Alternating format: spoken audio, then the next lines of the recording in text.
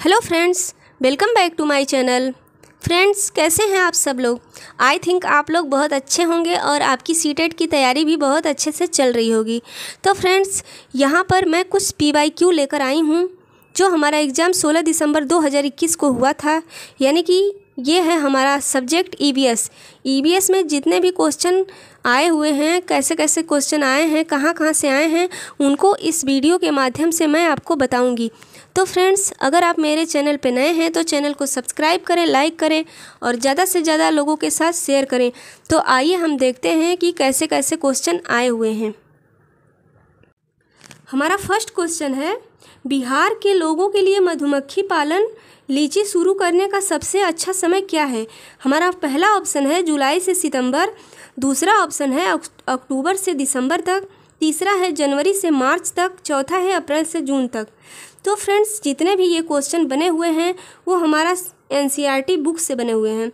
इसके पहले की वीडियो में जो फोर्थ क्लास की वहाँ मैं इस चैप्टर को कराई हुई हूँ, मधुमक्खी पालन का। यानी कि यहाँ से जितने भी क्वेश्चन बनेंगे मधुमक्खी का वो उस बुक में दिए हुए हैं। तो आप लोग NCERT 1 to 5 अच्छे से करके जाइएगा, तो हमारा एग्ज़ाम कोई नहीं रोक सकता है कि किसी का क्लियर ना हो।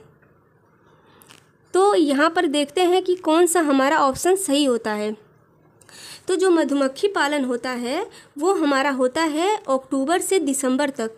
यानी कि हमारा जो दूसरा ऑप्शन है वो सही आंसर है। नेक्स्ट क्वेश्चन की बात करते हैं। क्वेश्चन है, वेलक्रो का इस्तेमाल बहुत सी चीज़ों को आपस में जोड़ने के लिए किया जाता है। निम्नलिखित में से किसने प्रकृति से प्रेरणा प्राप्त की है वेलक्रो बनाने के लिए। विकल्प है सहायक असिमोव, दूसरा है रोनाल्ड रॉस, तीसरा है जॉर्ज मेस्ट्रल, चौथा है ग्रेगोर मेंडल। तो यहाँ पर हमारा कौन सा आंसर सही होगा, आप लोगों को अगर पता है तो कमेंट बॉक्स में इसके आंसर बता दीजिए। तो यहाँ पर हमारा जो ऑप्शन राइट है वो है जॉर्ज मेस्ट्रल। यानी कि वेलक्रो का इस्तेमाल जो किया गया था वो जॉर्ज मेस्ट्रल के द्वारा किया गया था। हमारा नेक्स्ट क्वेश्चन है, निम्नलिखित में से कौन सा भारत का केंद्र शासित प्रदेश है। यानी कि इसमें यूनियन टेरिटरी के बारे में पूछा गया है। तो विकल्प हमारा है अरुणाचल प्रदेश, दूसरा है मणिपुर, तीसरा है मेघालय, चौथा है जम्मू एंड कश्मीर। तो यहाँ पे हमारा कौन सा राइट आंसर होगा ये हम देखते हैं। तो फ्रेंड्स, यहाँ पे जो हमारा राइट आंसर है वो हमारा है जम्मू एंड कश्मीर, जो हमारा भारत का केंद्र शासित प्रदेश है। नेक्स्ट हमारा क्वेश्चन है, हमारे देश के निम्नलिखित में से किस राज्य में एल्युमिनियम की खदानें हैं। यानी कि यहाँ पर खदान के बारे में पूछा गया है। ये हूबहू NCERT से लिया गया क्वेश्चन है। तो आप लोग NCERT को एकदम रट डालिएगा, जितना ज़्यादा हो सके उतना पढ़िएगा। हमारा पहला ऑप्शन है उड़ीसा, दूसरा है असम, तीसरा है बिहार और चौथा है पश्चिम बंगाल। तो यहाँ पे हमारा राइट आंसर क्या है, अगर आप लोगों को पता है तो आप लोग कमेंट बॉक्स में लिख सकते हैं। तो फ्रेंड्स, यहाँ पे हमारा जो एल्युमिनियम की खदानें हैं वो उड़ीसा राज्य में है। यानी कि हमारा पहला ऑप्शन सही आंसर है। नेक्स्ट क्वेश्चन देखते हैं। हमारा अगला क्वेश्चन है, जो ब्रेल लिपि दी गई है। यानी कि ब्रेल लिपि में मोटे कागज पर उभरे हुए बिंदुओं की पंक्तियाँ बनाई जाती है। यह लिपि पर आधारित है। यानी कि ये कितने लिपि पर आधारित है। तो पहला ऑप्शन है 5 डॉट्स पर, दूसरा है 6 डॉट्स पर और तीसरा ऑप्शन है 7 डॉट्स पर, चौथा है 8 डॉट्स पर। तो यहाँ पर हमारा राइट आंसर क्या होगा। तो जो हमारा ब्रेल लिपि था, जो मोटे उभरे अक्षर लिखे गए थे वो हमारे 6 डॉट्स पे आधारित थे। यानी कि उसमें 6 डॉट्स थे। ये हमारे जो अंधे व्यक्ति होते हैं उनके लिए ब्रेल लिपि का उपयोग किया जाता है। नेक्स्ट क्वेश्चन देखते हैं। संघ फसल उगाने के लिए कई चरणों की आवश्यकता होती है, निम्न पर विचार करें। चरण चुनें और उस पर विकल्प का चयन करें जिसमें ये चरण सही क्रम में दिए गए हैं। मिट्टी को ढीला करने के लिए खुदाई पहला ऑप्शन है, दूसरा ऑप्शन हमारा प्याज के ऊपर से सूखे पत्ते काटना, सी ऑप्शन है बीज बोना, डी ऑप्शन है निराई करना या ई ऑप्शन है प्याज को बाहर निकालना। तो फ्रेंड्स, ऐसे क्वेश्चन करने के लिए हमको एक एक ऑप्शन देखना पड़ेगा, यानी कि जो हमारा राइट आंसर मिलता जाएगा उनको हम पहले लिखते जाएंगे। तो हमारा जो है मिट्टी को ढीला करने के लिए खुदाई, यानी कि ये हमारा पहला है। दूसरा हमारा है बीज बोना, यानी कि जब मिट्टी की खुदाई कर लेंगे तो उसके बाद हम बीज बोएंगे। और उसके बाद है निराई, बीज बोने के बाद हम निराई करते हैं। और नेक्स्ट हमारा है प्याज के ऊपर से सूखे पत्ते काटना। और लास्ट हमारा होगा प्याज को बाहर निकालना, यानी कि ए, सी, डी, बी और ई, यानी कि ये ऑप्शन हमारा सही है। तो ए, सी, डी, बी, ई, यानी कि third option is right answer हमारा होगा यहाँ पर। तो ऐसे क्वेश्चन करने के लिए हमको एक एक ऑप्शन लेना होगा और उनको एक साइड से करते जाना है, जिससे हमारा आंसर आसानी से निकल जाता है। उसके बाद अगला क्वेश्चन है हमारे देश में एक जगह है जिसे ठंडा मरुस्थल कहा जाता है। यह क्षेत्र ऊंचा, शुष्क एवं समतल है। यह क्षेत्र में है, विकल्प है हमारा पहला शिलांग जो मेघालय में है, दार्जिलिंग जो पश्चिम बंगाल में है, शिमला हिमाचल प्रदेश में है, लेह लद्दाख में है। तो यहाँ पर हमारा राइट जो आंसर होगा वो लेह लद्दाख होगा, यानी कि एनसीईआरटी में लेह लद्दाख के बारे में दिया गया है। यहाँ पर ऐसे कोटेशन दे देगा और ऐसे ऑप्शन दे देगा, आप लोगों को पता लगाना होगा कि ये कौन सा आंसर यहाँ पे सही होगा। तो आप लोगों को एनसीईआरटी पढ़ना पड़ेगा। नेक्स्ट क्वेश्चन देखते हैं, निम्नलिखित फलों और सब्जियों में से उन्हें चुनिए जिनके अंदर बीज होते हैं। करेला, ककड़ी, चीकू, भिंडी, प्याज, नाशपाती, आलू, टमाटर। यानी कि यहाँ पर उन सब्जी को चूज करना है जिनके अंदर बीज होते हैं। तो पहला ऑप्शन हमारा है ककड़ी, चीकू, भिंडी, प्याज, नाशपाती। दूसरा है छाछ, खीरा, चीकू, भिंडी, आलू, टमाटर। तीसरा ऑप्शन है करेला, खीरा, चीकू, भिंडी, नाशपाती, टमाटर। चौथा ऑप्शन है करेला, चीकू, भिंडी, टमाटर, आलू। तो यहाँ पर हमारे कौन से फल में और सब्जियों में बीज होते हैं? तो करेले में भी होता है, खीरा में, चीकू में, भिंडी में, नाशपाती में, टमाटर में। तो हमारा जो थर्ड ऑप्शन है वो हमारा राइट आंसर है। नेक्स्ट क्वेश्चन देख, निम्नलिखित में से कौन सा जानवर भालू जैसा दिखता है लेकिन है नहीं? यह जानवर दिन के 17 घंटे पेड़ की डाल पर उल्टा लटक कर सोता है और उसी पेड़ के पत्ते खाता है। इस जानवर का औसत जीवन लगभग 40 वर्ष होता है। उनके समय में केवल 8 पेड़ घूमते हैं, यानी कि जो ये जानवर है वो 8 पेड़ पर अपनी ज़िंदगी बिता देता है। तो आप लोग जानते हैं वो कौन सा जानवर है? पहला ऑप्शन है चिंपैंजी, दूसरा है लंगूर, तीसरा है पांडा, चौथा है स्लॉथ। तो जो हमारा स्लॉथ होता है वो हमारा पेड़ पर उल्टा लटका रहता है और इसका जीवन काल जो होता है वो 40 साल होता है। और ये जो होता है वह 8 पेड़ पर अपना पूरा जीवन बिता देता है। तो यहाँ पर हमारा जो राइट आंसर होगा वो होगा फोर्थ, यानी कि स्लॉथ। हमारा अगला क्वेश्चन है, कॉलम 1 में दिए गए स्थानों का सही विवरण के साथ मिलान करें। कॉलम 2 में दिए गए स्थान के अधिकांश गांवों में सामान्य घर पाए जाते हैं।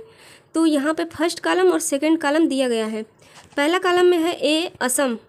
असम में कैसे घर पाए जाते हैं उसको यहाँ पर मिलान करना है। तो असम में हमारे पाए जाते हैं बांस पर बने ऊंचे घर। दूसरा ऑप्शन है लद्दाख। लद्दाख में कैसे घर होते हैं? लद्दाख में है ढलान वाली छतों के साथ पत्थर लकड़ी से बने घर, यानी कि ये यहाँ पर और ये यहाँ पर। राजस्थान में है तो मिट्टी के घर जिनकी छतें कटीली झाड़ियों से बनी होती हैं। उसके बाद हमारा सी ऑप्शन है मनाली, जो हिमाचल प्रदेश में है, वहाँ पे बर्फ़ के बने घर यानी कि इग्लू होते हैं। तो यहाँ पर जो हमारा राइट आंसर होगा वो फोर्थ होगा, यानी ए का तीसरा होगा, बी का पहला होगा, सी का चौथा होगा, डी का पांचवा होगा। तो यहाँ पर चौथा ऑप्शन सही आंसर हमारा है। नेक्स्ट क्वेश्चन देखते हैं। तो आप लोगों को ये क्वेश्चन देखकर अंदाज़ा हो गया होगा कि हमारे एग्ज़ाम में ईवीएस जो चैप्टर सब्जेक्ट है वहाँ से कैसे कैसे क्वेश्चन बनेंगे। तो आप लोग एनसीईआरटी को टोटल पढ़ के जाइएगा, वहाँ से हमारे जो 15 नंबर होंगे वो कहीं बाहर नहीं जाएंगे। 15 नंबर का शिक्षण होता है और 15 नंबर का हमारा ये एनसीईआरटी बुक से आता है। हमारा अगला क्वेश्चन है, हमारी पृथ्वी ग्लोब की तरह गोल है। वास्तव में पृथ्वी पर कोई ऊपर या नीचे नहीं है और यह केवल सापेक्ष है। हम भारत के लोग वास्तव में पृथ्वी की सतह पर उल्टा पुल्टा संबंध में खड़े हैं कि लोगों का विकल्प अल्जीरिया है ऑप्शन 1, दूसरा ऑप्शन अर्जेंटीना है, तीसरा है ऑस्ट्रेलिया, चौथा है ऑस्ट्रिया। तो यहाँ पर हमारा जो राइट आंसर होगा वो हमारा होगा अर्जेंटीना। अगला क्वेश्चन हमारा है, एक किसान अपने खेतों से अधिक उपज प्राप्त करने के लिए अधिक उर्वरक और कीटनाशकों का उपयोग करके बार बार धान की फसल उगा रहा है। इस अभ्यास से उसके खेतों की मिट्टी बन जाएगी। पहला विकल्प हमारा है धान की फसल के लिए अधिक उपयोगी, अन्य फसलों के लिए भी उपजाऊ। तीसरा ऑप्शन है जुताई और बीज बोने के लिए उपयुक्त। चौथा है अंततः किसी भी फसल को उगाने के लिए अनुपयुक्त। तो यहाँ पर हमारा राइट आंसर क्या होगा? धान की फसल के लिए अधिक उपयोगी, ये हमारा गलत है। अन्य फसलों के लिए भी उपजाऊ, जुताई और बीज बोने के लिए उपयुक्त, ये भी गलत है। अंततः किसी भी फसल को उगाने के लिए अनुपयुक्त, यानी कि चौथा ऑप्शन हमारा सही आंसर है। अगला क्वेश्चन हमारा है, निम्नलिखित में से कौन सा सेट एनसीएफ 2005 द्वारा निर्धारित ईवीएस पाठ्यक्रम में सुझाए गए 6 विषयों में से 4 का सही प्रतिनिधित्व करता है? तो एनसीएफ 2005 में हमारी 6 थीम है। कितनी थीम है? 6 थीम है। यहाँ पर उसमें से 4 के बारे में पूछा गया है। तो यहाँ पर हमारा राइट आंसर क्या होगा, आइए हम उनको आपको बताते हैं। पहला ऑप्शन हमारा है पौधे, पशु, परिवार और भोजन सामग्री। दूसरा ऑप्शन है परिवार और मित्र, भोजन, जल और यात्रा। तीसरा ऑप्शन है हम जो बनाते हैं और करते हैं, भोजन, सामग्री और पौधे। चौथा ऑप्शन है काम और खेल, भोजन, सामग्री और यात्रा। तो यहाँ पे जो हमारी 6 थीम बताई गई है उसमें हमारा सामग्री नहीं बताई गई है, यानी कि पहले ऑप्शन में भी सामग्री है, तीसरे में भी है और चौथे में भी है। तो हमारा ऑप्शन यहीं पर तीनों कट हो जाता है।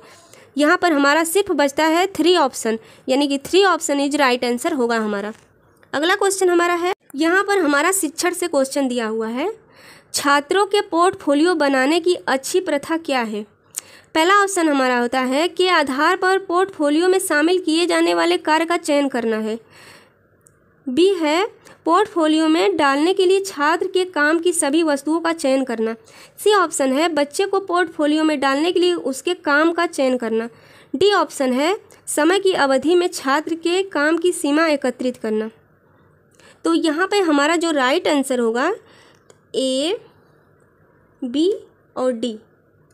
बच्चे को पोर्टफोलियो में डालने के लिए उसके काम का चयन करना, ये हमारा आंसर गलत हो जाता है, यानी कि पोर्टफोलियो में डालने के लिए उसके काम का चयन करना होगा। तो यहाँ पर ये ऑप्शन अपने आप कट हो जाता है। सीखने के लिए सतत आकलन के लिए आवश्यक तत्व क्या है? यहाँ पर हमारा अगला क्वेश्चन है। ए ऑप्शन है इसका उपयोग बच्चे पर निर्णय पारित करने के लिए किया जाता है। बी ऑप्शन है इसे सीखने की स्थितियों में बनाया जाना है। सी ऑप्शन है यह शिक्षकों को अपनी शिक्षण सीखने की पद्धति को समायोजित करने की गुंजाइश प्रदान करता है। और डी ऑप्शन हमारा है यह शिक्षार्थियों को अपने काम की निगरानी और सुधार करने की कोई गुंजाइश नहीं देता है। तो यहाँ पे हमारा कौन सा राइट आंसर है?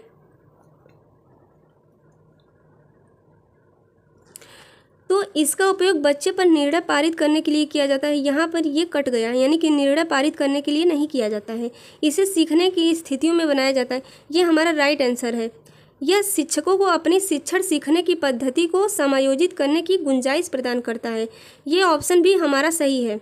डी है यह शिक्षार्थियों को अपने काम की निगरानी और सुधार करने की गुंजाइश नहीं देता है, लेकिन इसमें ये नेगेटिव दे दिया है, यानी कि गुंजाइश देता है, यानी कि उनको अपनी गलती सुधारने का मौका दिया जाता है। तो यहाँ पर हमारा बी, सी ऑप्शन सही है, यानी कि third option is right answer. अगला क्वेश्चन हमारा है, एक ईवीएस शिक्षक अपने शिक्षार्थियों से आस पड़ोस में उपयोग किए जाने वाले विभिन्न ईंधनों पर एक सर्वेक्षण करने के लिए कहता है। इस सर्वेक्षण के संचालन के दौरान निम्नलिखित में से कौन सा प्रक्रिया कौशल विकसित किया जा सकता है? तो विकल्प में क्या क्या दिया है? पहला ऑप्शन हमारा है परिकल्पना बनाना। दूसरा ऑप्शन है आलोचनात्मक सोच। तीसरा है रिकॉर्डिंग और सुनने का कौशल। चौथा है भविष्यवाणी और रिपोर्टिंग कौशल। तो हमारा यहाँ जो राइट आंसर होगा वो होगा रिकॉर्डिंग और सुनने का कौशल, यानी कि third option is right answer.